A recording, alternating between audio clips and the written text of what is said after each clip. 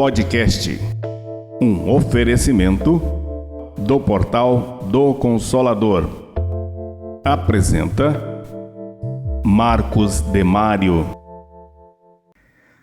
Olá, eu sou Marcos Demário e vou conversar com você a respeito dos pais e a educação dos seus filhos, através dos princípios da doutrina espírita. Diante do quadro de violência apresentado nas escolas, ocupando espaço recorrente nas mídias de comunicação, temos que nos perguntar: o que está errado? Onde estamos falhando? Não deveria a educação levar o ser humano para a cultura da paz, para a ética, para a solidariedade? Será que a culpa é somente da escola? E a família? Qual é a sua responsabilidade nesse contexto? Bem, levando em consideração que o Espiritismo considera o lar como a primeira escola do espírito reencarnado, nosso foco neste podcast é sobre a missão dos pais na educação dos filhos, destacando as consequências para a sociedade quando a educação familiar não representa a educação moral, único caminho para a transformação da humanidade. O lar é a primeira escola. Pensemos com profundidade sobre esse enunciado. A escola é uma instituição educacional humana. Logo, entendemos que o enunciado quer dizer que o lar também é uma instituição educacional humana. Não é apenas a escola que educa. O lar, a família, também educa. Ou deveríamos dizer, também deve educar. Fazemos a pergunta face à verdadeira deseducação que muitos pais promovem. Mas, antes de prosseguir, quero dizer que sempre considero que todos os pais querem bem educar seus filhos, que todos os pais querem amar seus filhos e que se cometem erros, muitas vezes são erros ou equívocos involuntários, por falta de conhecimento. Como lembra Jesus, qual é o pai que, diante do pedido do filho por um peixe, vai lhe dar uma pedra? Calma. Você provavelmente está pensando: acontece que tem muitos pais que batem nos filhos, que deixam eles passar fome, que os exploram mendigando nas ruas, e mesmo os que os abandonam à sorte pública. Sim, é fato que essas situações existem, agravadas com os maus exemplos por parte dos pais. Mas não podemos generalizar, pois, como se diz popularmente, toda generalização é burra, pois nem sempre corresponde à realidade. Dito isso, pois o amor, nos seus variados graus, sempre está presente de algum modo na relação entre pais e filhos, é preciso compreender a missão dos pais na orientação e encaminhamento dos filhos na existência terrena, missão sagrada outorgada por Deus e da qual haverão de responder. Isso está na questão 582 de O Livro dos Espíritos. A tese defendida pelo Espiritismo, a partir do ensino dos espíritos superiores e os estudos realizados por Allan Kardec, é a do desenvolvimento da educação moral na família e na escola. Entendamos o que seja educação moral.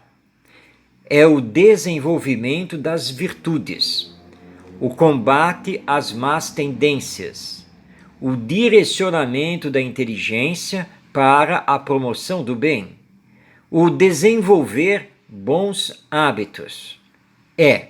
Enfim, desenvolver o sentimento do amor, fazendo com que a criança e o jovem coloquem em prática o pilar essencial da educação: aprender a fazer ao outro somente o que deseja que o outro lhe faça, como ensinou e vivenciou Jesus, o maior educador que a humanidade conheceu.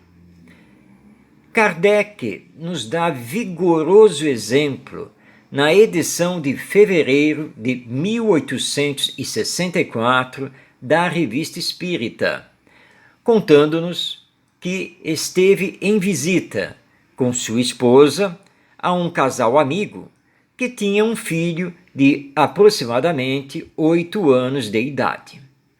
Quando estava para servir o chá com bolo, bateram à porta e a dona da casa atendeu uma menina pobre, rogando algo para comer. Ela foi até a mesa, cortou uma fatia do bolo e solicitou ao seu filho que fosse entregar a menina. Este, revoltado, querendo o bolo todo para si, disse que não ia entregar. A mãe, então, o ameaçou. Se não desse aquela fatia, ela daria o bolo todo para a menina. Mas que depressa, o garoto levou a fatia do bolo. E a mãe, toda orgulhosa, olhando para Kardec, disse: ensinamos nosso filho a fazer a caridade. E Kardec comenta no texto: na verdade, a mãe estava ensinando o filho a ser egoísta, pois o menino raciocinou: é preferível perder uma parte do bolo do que todo o bolo. Aqui está um exemplo simples, banal, do cotidiano, que, se for repetido em outras circunstâncias, por outros motivos, irá educar a criança no egoísmo, no olhar somente para si mesma, mesmo que isso venha a prejudicar os outros. É normal os pais se preocuparem com a educação dos seus filhos, o que deve acontecer desde cedo. Mas, notemos bem, nem sempre os pais sabem educar os filhos, muitas vezes entrando em contradição com o que querem ensinar e com o que fazem. Ou seja, a teoria em oposição à prática, esquecidos que os filhos possuem tendência natural de seguir os exemplos dados pelos pais. Quando isso acontece, palavras, sermões e castigos nada irão representar para a criança, pois sabe que seu pai ou sua mãe fala apenas da boca para fora.